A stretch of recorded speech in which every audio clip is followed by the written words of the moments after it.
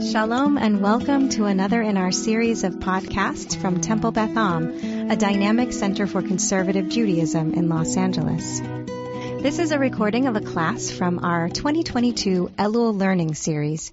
Today, we are going to talk about the technicalities of correcting at the Torah, and I'm going to impart to you all sorts of interesting wisdoms about how one participates either from their seat, since I know for certain Tybal is not going to be Gabbai anytime soon in person here, and also ways that we can participate as Gabbaim at the Torah in the least intrusive way with the most adherence to the tradition, because there is a value tension, meaning competing values between the dignity of the Torah reader and the mandate for the Torah reader to chant correctly.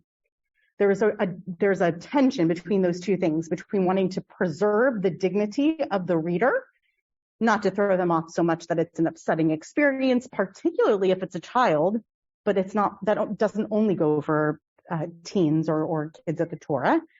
And we really do need, per our shared kind of social contract about this, right, the brit that we have as a community, we've agreed that we're going to have our Torah readers read correctly. One of the things that I say as a hashkafa, as an outlook at the beginning, is that it's really important for our young readers, meaning new to Torah reading, you could be young at heart, it's really important for them to be told two things.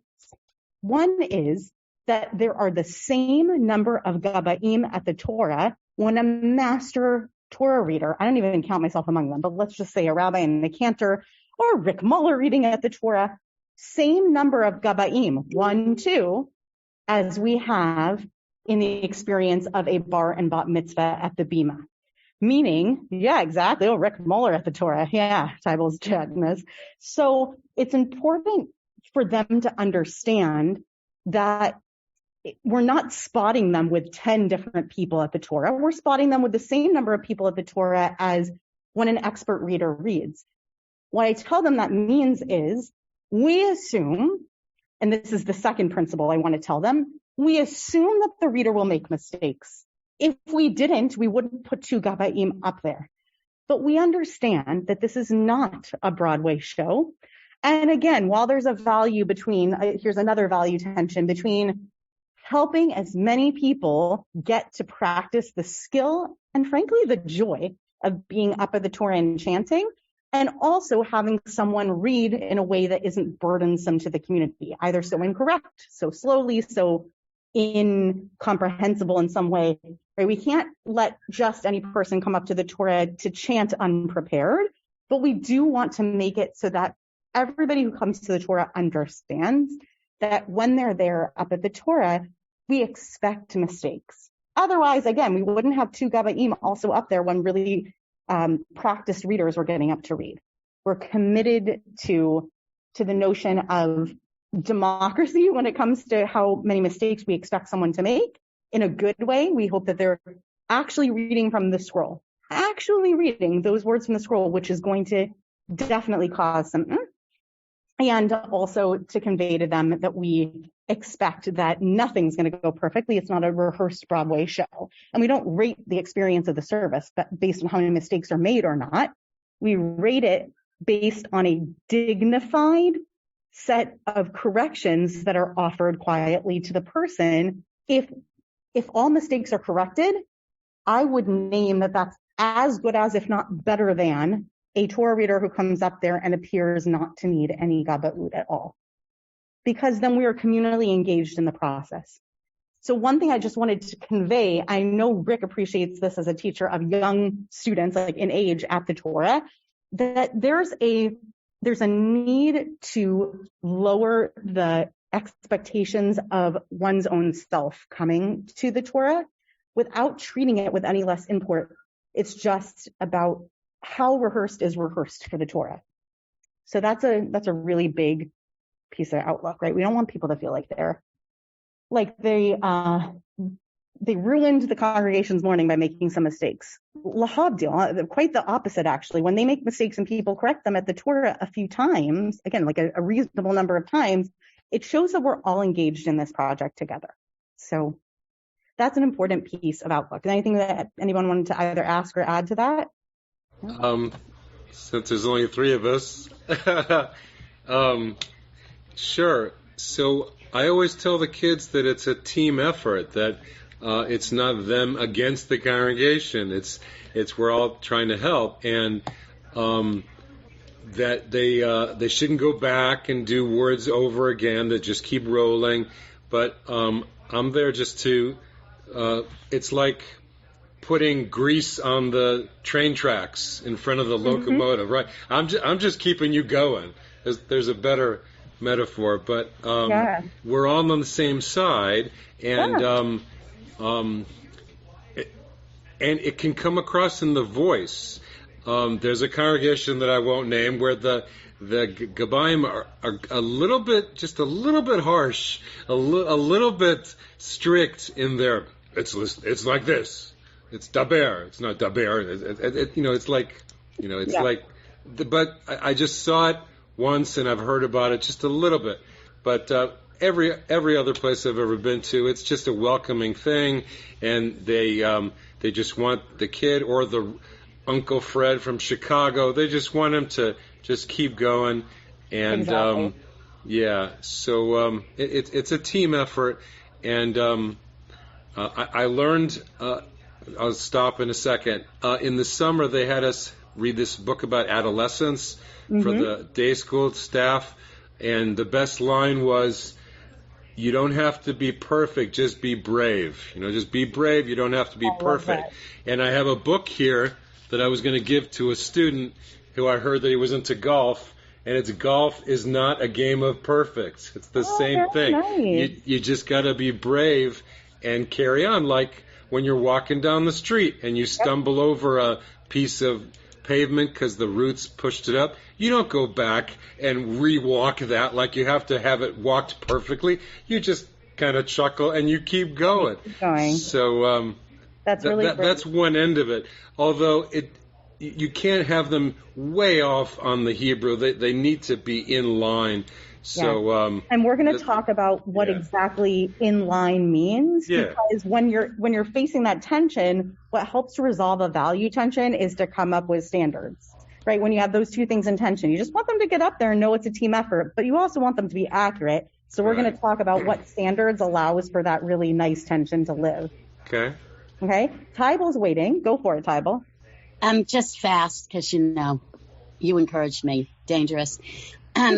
I don't teach children anymore, and when I did, I don't have a voice. I never taught laning, but I still do teach adults, and I teach at least one student I can think of, grew up in New York, but without Judaic literacy, except the kind that you would get growing up in New York.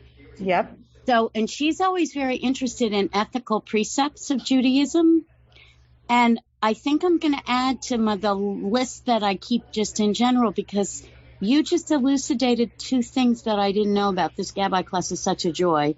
And one so fits that it's in Elul, because the same way communally we do al-chetz communally, even if we didn't individually, what you just said to me is that same communal doing this together. And the other, it's not communal, but it's just beautiful. The approach to the same thing about, well, I guess there's an Ella message, but more than that it's missing the mark, and then you can get back on the path and the mistakes. And I thought that was wonderful. Two new things I just got out of tonight already. I love that. And I think that you're absolutely right that Judaism is a religion not of perfection, much like golf, I guess, which may or may not be a religion for some people. It's not one of perfection. It's one of commitment to getting ourselves better. Not even right, but better. Commitment to the bettering. And so that, you're right, that is so ripe for Elul. So I want to share with you, before we talk about what those actual standards are for kind of keeping that tension alive, I want to share with you something about the tools that a Gabbai uses. So that's going to carry us into the conversation about who should be making corrections. No worries. So who should be making corrections and from what? So When people Gabbai at the Torah in most congregations of a conservative or reform bent, what they tend to use for Gabba'ut is this particular book called the Eitz Chaim.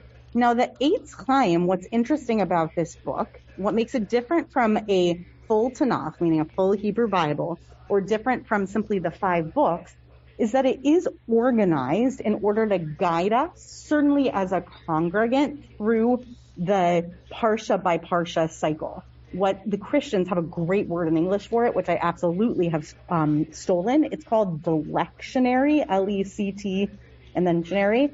The lectionary means the cycle, the calendrical cycle and rhythms of reading, fixed rhythms of reading pieces of the biblical canon, and in their case also the Gospels, such that if you were to go to this Baptist congregation on this Sunday and that Baptist congregation on that Sunday, you would expect the same reading.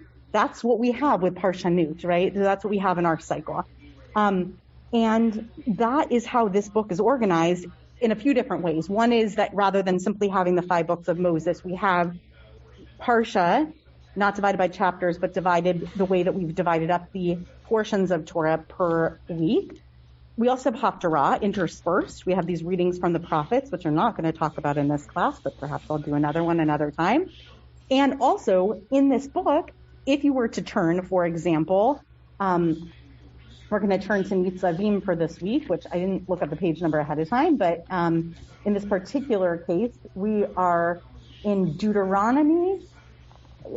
Before that, Deuteronomy chapter 29, I believe, verse 9, and we're on page 1165 in the Chumash.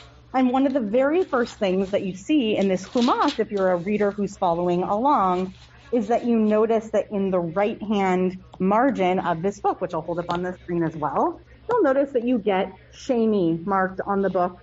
You get the marking only in Hebrew and not menukad, not pointulated, just the letters Shin, Nun, Yud, written on the side to indicate that that is where the second aliyah of the 8 aliyot, 7 plus Maftir, that we read that morning.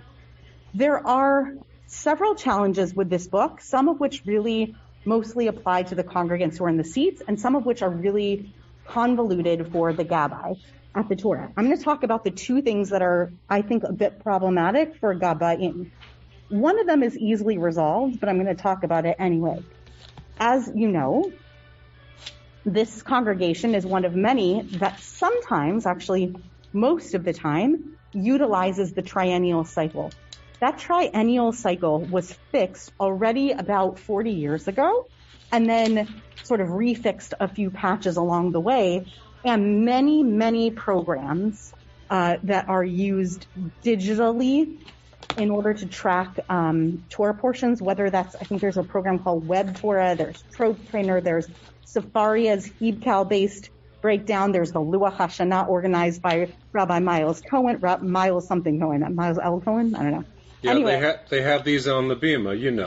Correct. That Luach is the one we have on the Bima. But it's not only the Luach of the conservative movement, it's also Web Torah and Trope Trainer, which is goes beyond the movement, and also Safaria based on Hebcal will break down in this cycle as well. That means that when you go, again, the lectionary that's fixed, when you go to any conservative synagogue in the country that's reading on the triennial cycle, we're all on that same cycle and have been for decades. The problem with this book, and it really rocked me to figure this out years later, is that the book Eitz Chaim is only divided into the annual readings.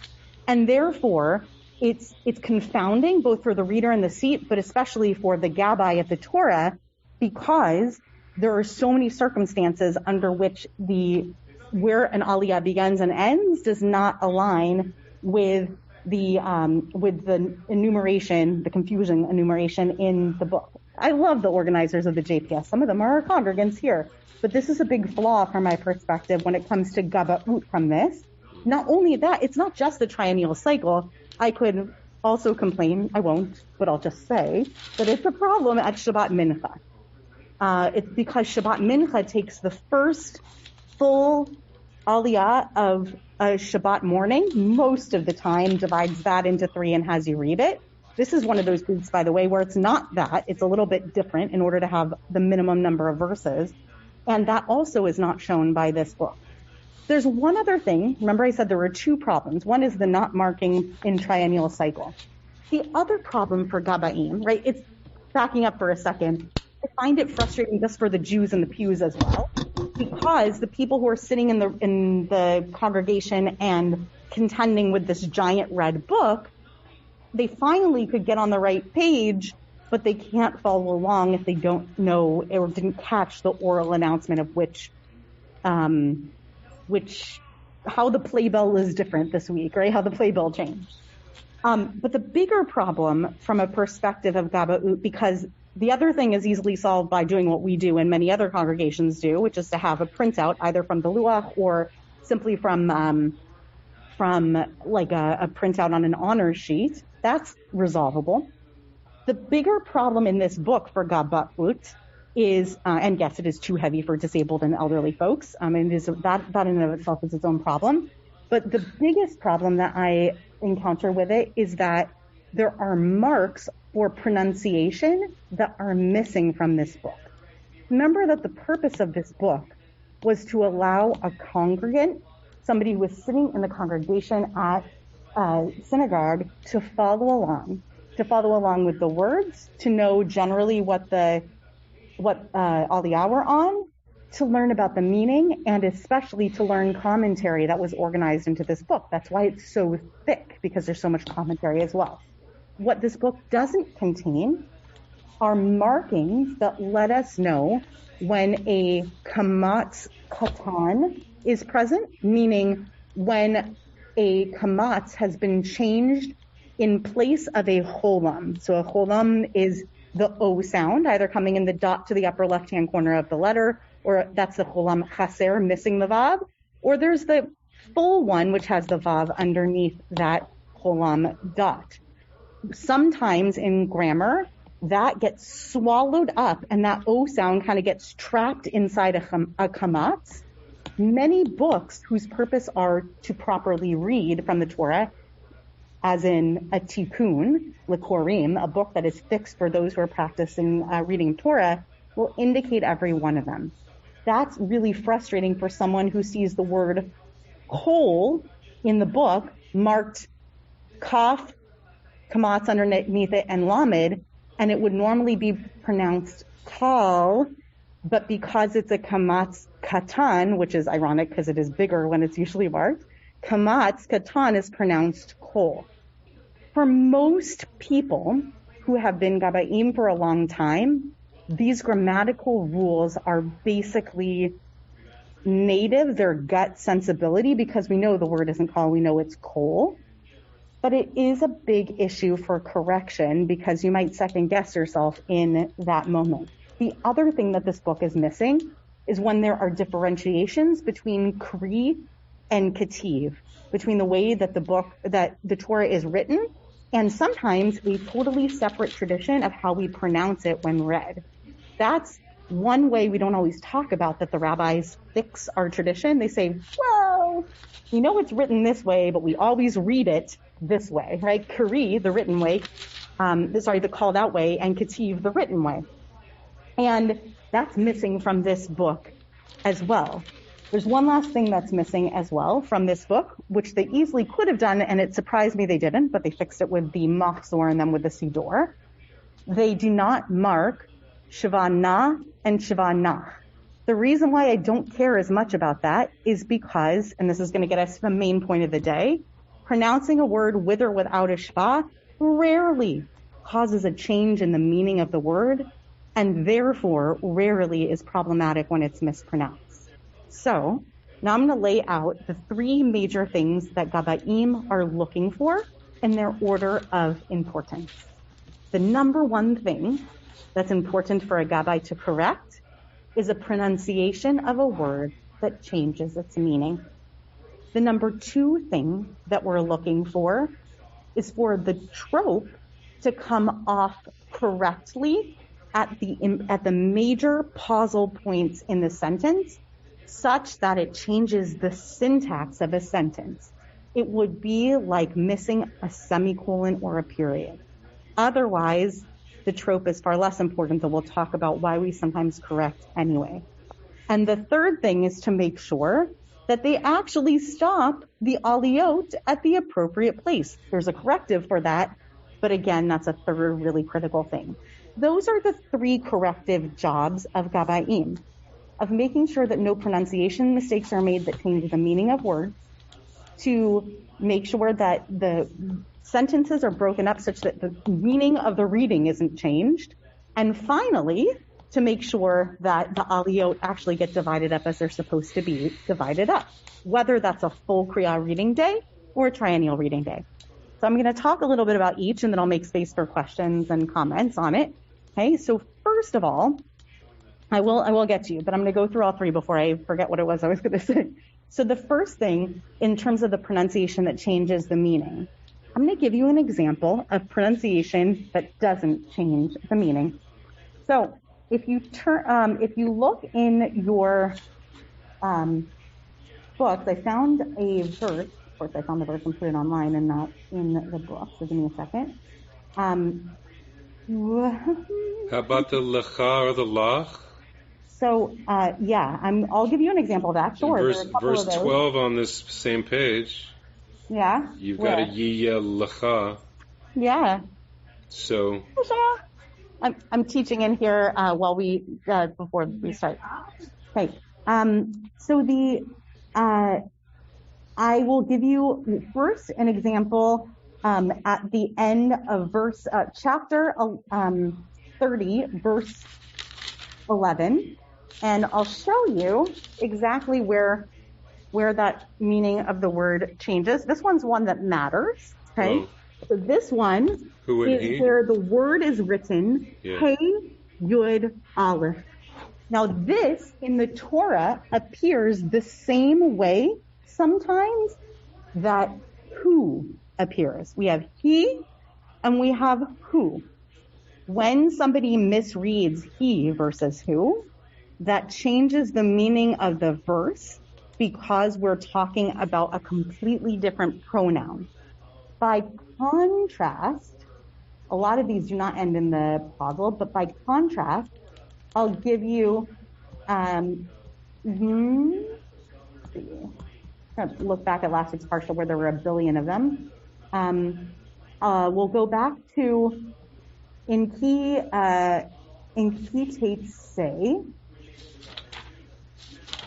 tavo, we are going to go to page. Why are they never here when I want them to be here? Okay, before we go on to that one, I'm going to show you one place that's really important. Bottom of 1150. This is chapter 28, verse 14. Page 1150.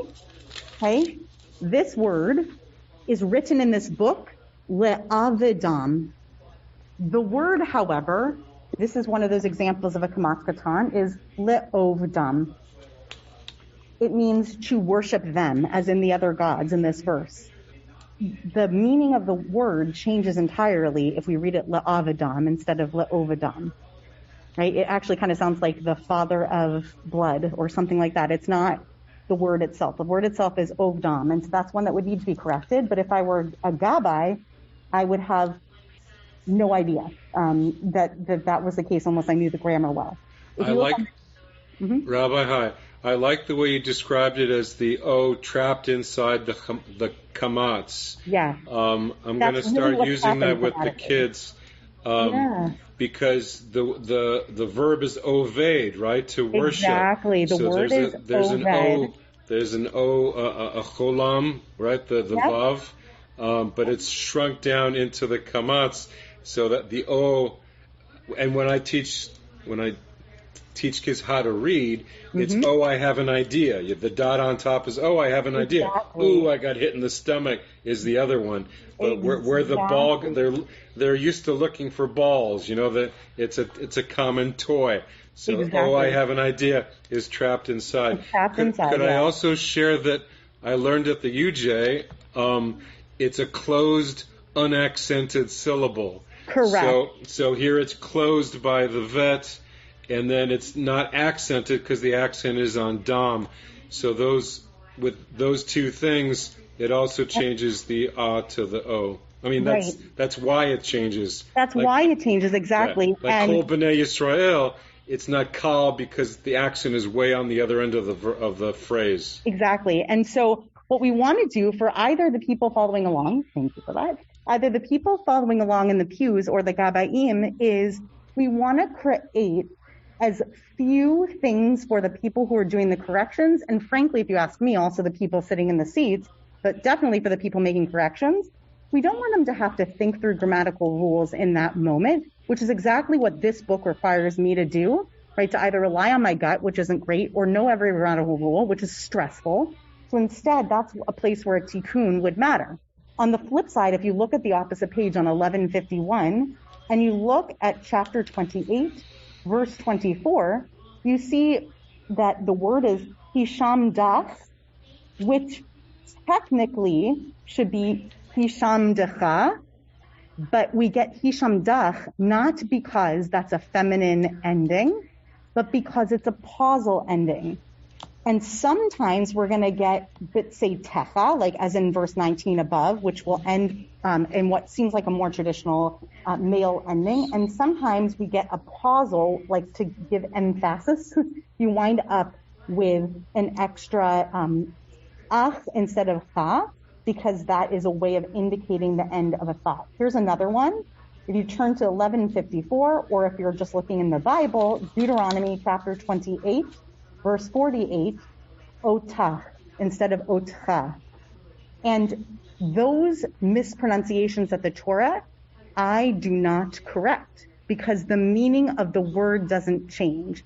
As nice as it would be to get it right, it's simply the difference between eretz and aretz. Those are the same word, but aretz is a pausal form of the word, meaning it's indicating like underline. It's like forgetting to underline a word for emphasis. And that's okay. What's not okay, though, is if, looking at that same exact verse, not moving from it, is if I read, Hishmidotah Yisah, because Yisah is the first word of the next sentence.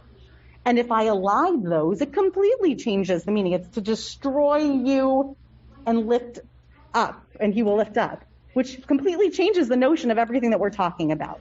So stopping somebody at the appropriate place, only correcting them if they have a change in the meaning of the word through their pronunciation, right? Or through the way that they end a verse. That's what I tend to pay attention to. I want to say one more thing, and then you can jump in. But also, Tybal's been waiting to say something. Oh, okay. So, sure. Yeah, she politely took down her hand, but I remember that she had her hand up. I didn't see it. So, the last thing I want to say is that usually speaking, one of two things happened, and these are just recommendations. These are not rules. I want to offer two recommendations. One is, typically speaking, we want one of the two Gabbaim to be making the loud corrections and not two at the same time. If one person is going to be a primary corrector, we want to establish that at the beginning. If one of the Gabbaim of the Torah is the person who taught the reader how to read, whether that's a kid or an adult, I always yield to that person because they know whether somebody needs to be corrected. Just finishing up a class, but you can catch the end of it if you like. Shul president popping in on the class. So the reason why it's so critical to make sure that we divide up who's leading is that, can you imagine having two people in either one of your ears correcting off a half second from each other? You'll never catch it. And also the odds that I'm going to know the exact contours of the trope that you use are pretty slim. Now, this class isn't going to get into this, but you should know that there are 28 variations in trope alone among Ashkenazim in North America that have been sort of captured and transcribed, which means that if I have somebody at Torah who's reading Mercha Tibcha Munachet Nafta, or I might have Mercha Tibcha Munachet Nafta, if I want to tell the person at the Torah that they've got a Tibcha coming up, I want to correct them with the Tibcha that they know, especially if there's a huge difference between the two, like sofasuk or sofasuk, the difference between a high siluk and a low siluk. It can be like deathly to a reader if they continuously get corrections in the wrong trope. So these are all reasons to yield to the person who might know the reader better. However, another really great methodology that I learned in cantorial school is to have one person correcting words and one person correcting trope. So that if the trope is off in a confusing way, they pop in to correct the trope, or especially if it seems like that person's a bit like thrown by where they are, even if the trope doesn't change the meaning, they can come in and either hum the trope or maybe give a hand signal. We're not going to talk about hand signals today, but they might give a hand signal, right? They can come in, and that's the trope person. The other person, when they give corrections, does not sing it. Le'ovdam, they would say, not le'ovdam, they would say le'ovdam, if it's a matter of just the word as opposed to the trope. What's great about that for the reader is that they know that they got the trope right but the word wrong if the person corrects the word, and so they can just sing it again the same exact way but with the correct pronunciation. I actually, when I'm reading, vastly prefer this, to have one person correcting trope, one person correcting words. That's not going to be the typical way, but it's a nice way also to like help people hone in on their Gabbai skills. So it's worth considering. Okay, I'm going to let Tybal chime in, and then Rick, and then maybe Diane has a question or a comment too. But we're going to wrap. I don't have any detailed examples, just what I thought I knew from summary, and I'll explain. That the difference in different Hebrews in diaspora, of which Yemenite is thought to be the most pure or the most traditional, even though that's not what the State of Israel picked. That in addition to the obvious consonant, the big difference is a lot of the vowels. So given that have been coming to, I'm an out-of-town member. I've been coming now over 2 years in the pandemic. Not just the directory, but I can see from B'nai Mitzvah names, I think lots of things that to me look Persian. I'm not so sure Yemenite, but I'm interested to know if there's ever a situation in which a diasporic difference in vowel pronunciation has implications for grammar. Yeah, that's a wonderful question. It is rare that that's the case. Usually it's the case in sort of people who grew up in a Yiddish milieu, so where Yiddish was a primary pronunciation, and therefore letters in Hebrew are actually, like letters we think of as consonants become vowelized. There's been some stretching of O's and O's. However, what I say about this, Tybal, is the same thing that I say about people who have flourishes on their trope that are unfamiliar to me, which is the only thing that matters to me about a person reading is that they're internally consistent with their vowels and with their trope themselves. So I know somebody who has a tivir, not how I do tivir. It's very pretty. So long as every tivir is that while within their reading, okie dokie. And the same thing with the aw pronunciation. If you start to think about the logic, like people will get the point if they hear a person read those 3 different words over the course of a few sentences that have the aw sound instead of the o sound, and they'll go, oh, that's what that is. So it's important to be internally consistent because it's not your job or mine to decide that this Zakef Gadol gets more grandeur than the last. Okay, that's Midrash, and that's not what we do during Kriyat Torah. What we want is to convey the Masoretic tradition of the trope as internally consistent as we can. And it's beautiful if, I had a student who did Egyptian trope a while back. That was Dr. Sarah Benoor's kid did that. And that was amazing. And I know I have my friend Jenny Asher, who's a cantorial student, loves doing lots of different trope systems. I'm musical enough that I can even correct her pretty consistently internally, but all that matters to me is that it's consistent. Yes, Sarah and Benoor, same one. Okay, Rick, your turn, and then I'm going to wrap up so that we have time to get ready for... No, I was just looking at that same verse 48 there on 1154. Yep. And you could, if somebody is unprepared, you could easily get into trouble so much that it's hard to, know when to back off, because you have Bach and you have Kol, you have Ol, and then you have Al. So it could be a mess. But yeah, I would say that if the Gabbai can talk to the reader before and just get a feel for the teamwork you can put together, it goes a long way. But you do the best you can. I mean, you could have you could be correcting so much that that they kind of get off track, but you got to do what you got to do.